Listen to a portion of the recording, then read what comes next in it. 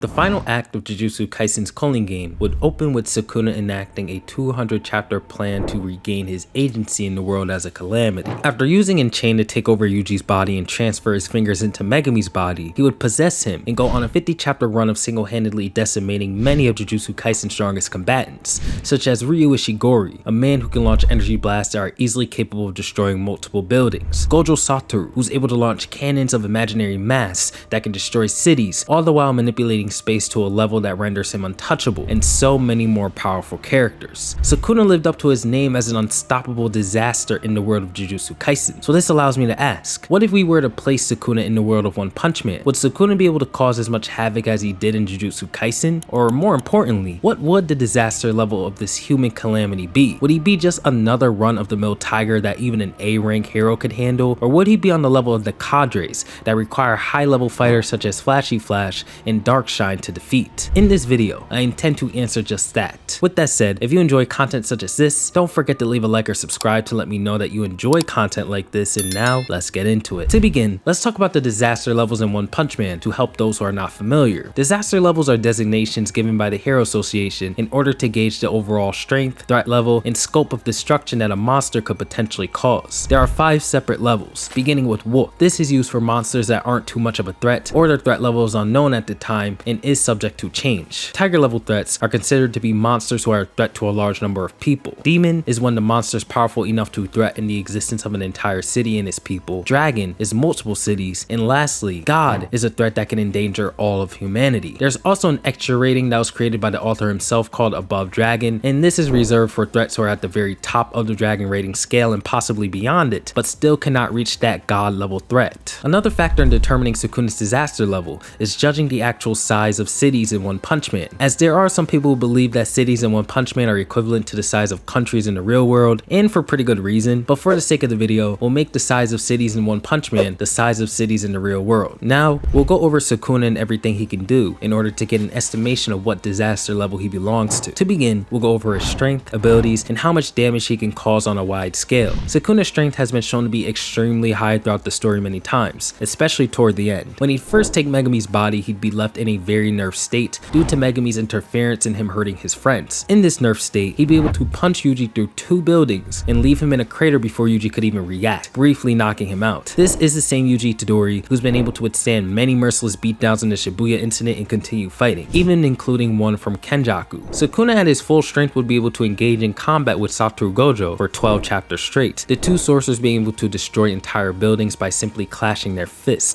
And even after his battle with Gojo, he'd go on to unleash his true form and fight for another 30 chapters straight with many more characters. It's important to note that Sukuna in his true form has more strength than his Megami form, as his true body gives him access to his extra mouth that constantly chants and sings in order to increase his overall stats. As strength and durability tend to go hand in hand in Jujutsu Kaisen due to the nature of cursed energy, Sukuna has the highest in the series without a doubt. Sukuna has been shown to eat many attacks in Jujutsu Kaisen that are usually a death sentence and continue to fight. These attacks include a 200% hollow purple that he sacrifices arms to escape from, an unlimited hollow purple that desecrated Shinjuku, the soul-splitting katana that, as its name suggests, splits the soul in half, and so much more. 40 chapters of earth-shattering attacks were sent Sukuna's way, and he was able to continue fighting. I would say that Sukuna being able to eat the hollow purple specifically would put his strength and durability at the size of a town or above. Sukuna also has pretty high speeds. He's been able to engage Gojo in hand-to-hand combat, this same Gojo who blitzed Uraume, and the same Uraume who's been able to fight Hakari for an extended amount of time. Hakari was able to somewhat evade a lightning bolt, only saying somewhat due to him still being hit by it, despite being able to prevent it from hitting his head. At the very least, we can say that he's able to react to it. Gojo and Sukuna sit on levels far above Hakari and could more than likely perception blitz Hakari like Sukuna did to Ryu if they ever wanted to. Sukuna was also able to react to one of Gojo's attacks where he was moving so fast that he created multiple after images of himself. At this point, I'd say that Sukuna is hypersonic easily. I also think it's important to rate Sukuna's intelligence in this disaster level rating as well, as unlike most battle shonen, Jujutsu Kaisen tends to rely on the element of surprise to determine who will win a battle rather than just raw strength. Sukuna has insane amounts of intelligence, being able to deduce his opponent's techniques and strategies at a glance, and he tends to fight very passively in the beginning of his battles solely to figure out the optimal strategy to find his opponent's weaknesses and eradicate them shortly after. We can assume that he'd do the same here, and I could eventually see him setting up some nasty strategies on a lot of One Punch Man's characters who tend to think that their strength alone alone is all they need to win. Lastly, Sukuna has multiple abilities that make him a far higher threat than you normally think he is. First, he has curse techniques, Shrine and 10 Shadows. Shrine allows Sukuna to cut things in all sorts of ways, while being able to set his opponents ablaze. Shrine has two sorts of slashes, Dismantle and Cleave. Dismantle allows Sukuna to launch slashes at his opponents as if they were bullets, and these slashes have been shown to easily destroy entire buildings. Mind you, it takes almost no effort for Sukuna to rain thousands of these slashes on an opponent. Sukuna has also evolved this technique to a technique that is referred to as the slash that cuts the world. When Sukuna uses this technique, he can launch a slash that would extend its target area to the world itself, allowing him to cut down anything that is contained in the world itself, no matter what it is. It's essentially a Duraneg slash that requires a lot of curse energy, chanting, and hand formations to be used. So he's not launching these willy-nilly, but it's still an attack that he has up his sleeve. Sukuna's other slash is called Cleave. Cleave allows Sukuna to instantly cut down any opponent he makes physical contact with, as it's a technique that adjusts itself to its target. This technique is limited by Sukuna's own curse energy as well, as we see that he did not one-shot Gojo in their fight. Lastly, Sukuna's Divine Flame allows him to set anything he deems ablaze, but due to its slow speed, he tends to not rely on it. This same flame was able to completely decimate Jogo, who was being thrown through buildings and across Tokyo and continuing to fight, so it's certainly powerful. Sukuna can take these techniques up to another level with the activation of his domain expansion, Malevolent Shrine. This creates a superficial domain that manifests into the world with a maximum radius of 200 meters. Everything within this domain will be relentlessly shredded by Sukuna's Cleave and Dismantle techniques, and then set ablaze by Sukuna's Divine Flame. But Sukuna would create a binding vow to further reinforce this domain expansion by restricting himself from ever being allowed to use the flame when outnumbered outside of the domain expansion, and in return, all substances that are pulverized within the domain expansion are imbued with explosive curse energy. This makes it so when Sukuna shoots the flame after destroying his opponents and everything else within the domain expansion, it will cause a massive chain dust explosion that will eradicate everything within it, similar to an actual dust explosion in the real world times 100. I would personally say that the overall power of this technique could decimate an entire city easily, but due to the restrictions that Sukuna would place on the domain expansion, it can't do much outside of the 200-meter radius. I believe Malevolent Shrine is what would really give the One Punch Man verse trouble, because characters in it would have no idea how to even recognize anything's off before they're sliced into ribbons, and if they can even try and tank it, they'd find a way to dodge, but due to the nature of the domain expansion and their short hits, they wouldn't be able to. I can see many characters and monsters falling to this technique. Mind you, Sukuna can activate this as many times as he wants in a day with no trouble. Now to Sukuna's other curse technique, the 10 Shadows. This provides him 10 separate Shikigami, with each possessing unique abilities that he can utilize to assist him in battle. They can heal any injuries he may sustain, allow him to escape pretty much any attack he can react to in the series without much issue, or even assist him in battle. Despite this, the true power of the 10 Shadows lies in its final Shikigami, Maharaga. Maharaga is a quite powerful Shikigami who's able to destroy most characters in Jujutsu Kaisen with strength alone, but its true power lies within its ability to gradually adapt to all phenomena. Maharaga is also much weaker than Sukuna, like everybody else that is not named Gojo, so for characters on Sukuna's level, it cannot battle them directly. Sukuna can shoulder its adaptation process by taking the attacks it normally couldn't survive and then summoning it once it's already adapted to its opponent, but yeah, if it's fighting somebody like Flashy Flash, it's most likely cooked. Maharaga does not only become an invincible thing once adapted to its opponents, but it begins to change the nature of its curse energy into something that can counter whatever it's adapted to, and Sukuna can recognize exactly what Maharaga is doing and either replicate it or create something similar to Maharaga's counter using the information that Maharaga has collected in battling its opponent. Maharaga overall is an extremely flexible tool and companion for Sukuna to possess.